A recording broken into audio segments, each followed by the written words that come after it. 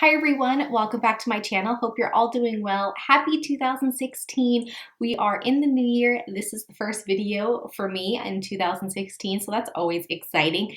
And today is even more exciting because it is best of 2015. Last year I stuck to one item per category, and this year I just wanted to mention all my standout items, things that I really love and can't live without. That always sounds so dramatic, but truly just love these products and have been enjoying them in the year of 2015.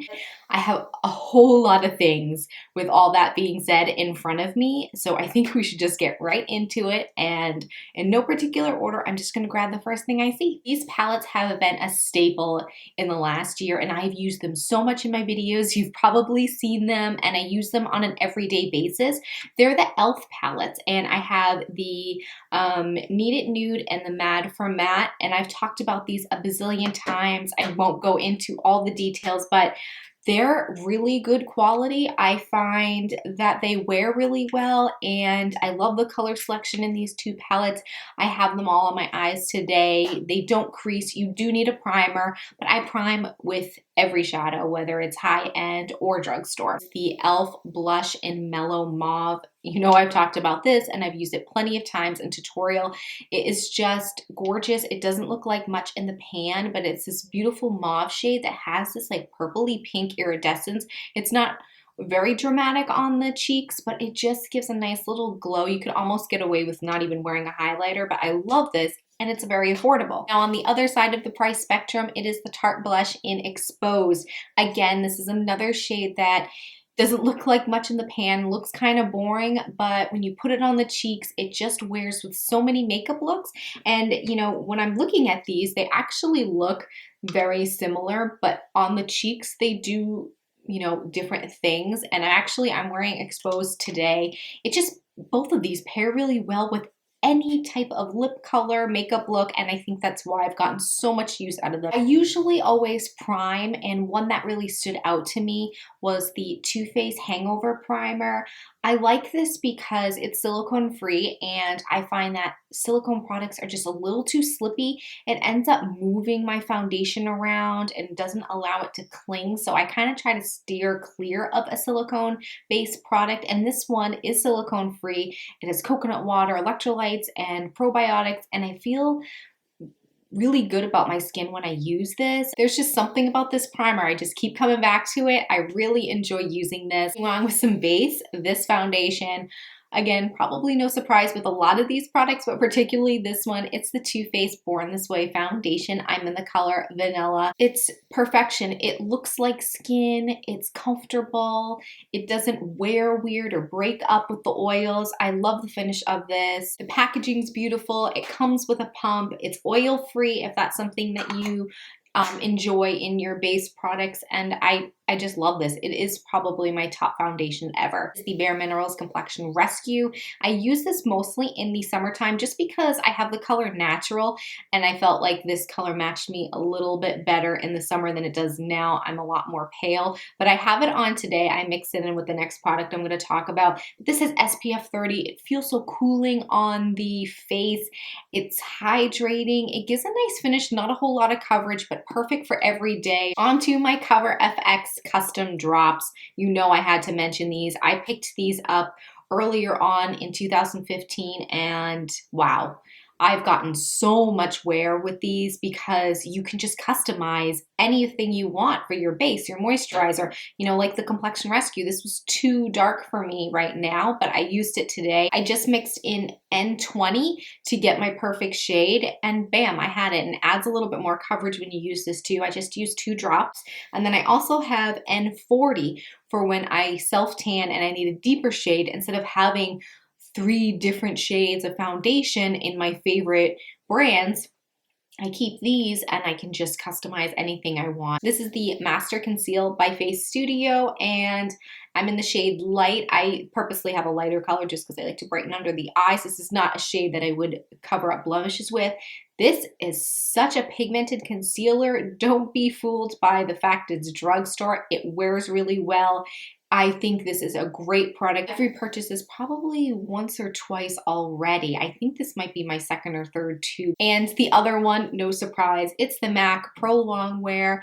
These two are actually very similar. I wouldn't say they're quite a dupe, but I think that if you're looking for a drugstore alternative, this is probably the one I'd go to from the drugstore. I absolutely always, whether I'm using a concealer or maybe a eyeshadow base, I always prime my eyelids because I do have that veining and some discoloration. So I kind of always want that clean canvas to start my makeup look with. And again, no surprise here, it's the MAC Pro Longwear Paint Pot in Painterly. I love this stuff. A little, when I say little, goes a long way. I truly mean it. I just dab my finger in once and pat it on, and this will probably last me forever. It may even dry out before then. To set my under eyes, I always use my e.l.f. High Definition Under Eye Setting Powder. I can't believe how much I love this. I use this every time I set my under eyes. I always change it up here and there just to try something new, but I always go back to this. It's probably what, like $3? It's so inexpensive, and it does have little flecks of glitter when you look at it, but once it's on your face, I don't know, those glitter particles just kind of disappear. You don't see it on the face. So don't ever get alarmed about that. It does go away and it's not noticeable on the face. Now for the rest of my face, always use the MAC Mineralize Skin Finish, and I'm in the shade Medium. This is the perfect powder because I don't always want to have like a complete flat matte. I want some luminosity to my skin, and this just gives a skin-like finish. You don't look overly matte, but it somehow sets those areas and takes away shine and just looks like skin. You can use this as a foundation. I don't. I usually just lightly powder it on with a big fluffy brush, and I will definitely always repurchase this. Pixi from Petra. This is the Natural Contour Powder, Shape and Shade. Long name, but it is perfection. It is the perfect color for fair skin. I think even if you are medium skin tone, you could probably still get away with this. It's so light and so creamy. It does kick up a lot of powder, but I use this. I have a little bit on today. I use a very light hand just to give a little bit definition, and it's just the perfect shade. Never looks muddy, blends out like a dream. A cream eyeshadow that I've gotten so much wear out of that I have a serious indentation in the pot. It's the Maybelline Color Tattoo and Bad to the Bronze. Look at this. That is some serious indentation. I use this if I don't even know what I want to do with my makeup and I just kind of need to run out the door, dig my finger in, pat that on, blend it out with my finger, slap on some mascara, and I go. It's a gorgeous shade. These last so long. I still always use the MAC Paint Pot to prime my lid, just again to get that even surface, but I love this. This is my favorite cream eyeshadow of life. It's got to be this one. There's just something about this shade that is just perfection, and it looks great with any lip color. It's just a really nice neutral, and it gives a nice sheen to the eyelid. Maybelline Lash Sensational line is phenomenal. There is another one. It's the original that comes in like the pinky pearl tubing. That's my favorite. This one's great as well. It gives some great volume and length to my lashes, but I do prefer the original. This one's a lot harder to remove. It must be a different formula. I think the brush in the first one is a little bit better too, but I do like this one too. It's kind of a tie on the bristles, but I absolutely love this. I think it's worth checking out. I would try the first one if I were to pick the two. But again, this whole Maybelline Lash Sensational line, these two are awesome. We're going to whiz by this next one, but I have to mention it because it's just, I have to have this product at all times. It is my NYX Micro Brow Pencil. You know it. I know it. I'm clearly obsessed with this. I won't do my brows without this. I have multiple backups of this. I need this at all times. The Jessie's Girl liquid eyeliner. If I want to use a liquid eyeliner, like felt tip type of applicator, I go for this. This is not actually a felt tip eyeliner nib. It is more of a brush, but they're very fine to come to a point, almost like a paintbrush. this is perfection, and it's so inexpensive. Absolutely my favorite. I have the brown shade right here, but I also do have it in black. This Maybelline Master Precise Skinny Eyeliner is new to my collection, but it has made its way to the top because of its size, and it doesn't budge. Even when I use eye makeup remover, I have to get in with a Q-tip to get that area because it stays put. And the fact that it's this tiny, it gets in there between those lashes, and it's absolutely beautiful. They only have, I think, 2 shades, like a gray kind of shade and the black. I wish they had some more colors to kind of play around with, so hopefully they add that into the mix. These Agave lip masks from Bite Beauty are absolutely my favorite. I have 2, but this one is just the original. I have the pink one. It's like tinted, so you can put it on and have a little bit of a lip tint as well. But I wear these at night. Before I go to bed, I always apply this to my lips. I apply this before I put my makeup on. I have to have this. 2 eyeliners that have stood out to me this year is the Exaggerate lip liner in East End Snob. If I just want an everyday like nude, I slap a little gloss on top of it or wear it on its own. It's such a perfect shade. It's not quite my lip color. It's a little bit lighter and a little bit more of a pink shade, but I don't know what it is. This is just a perfect lip liner for every day. And if I'm looking for a little bit more dramatic look, some red, if I'm doing a red lip, I always use the Milani color statement in Bordeaux.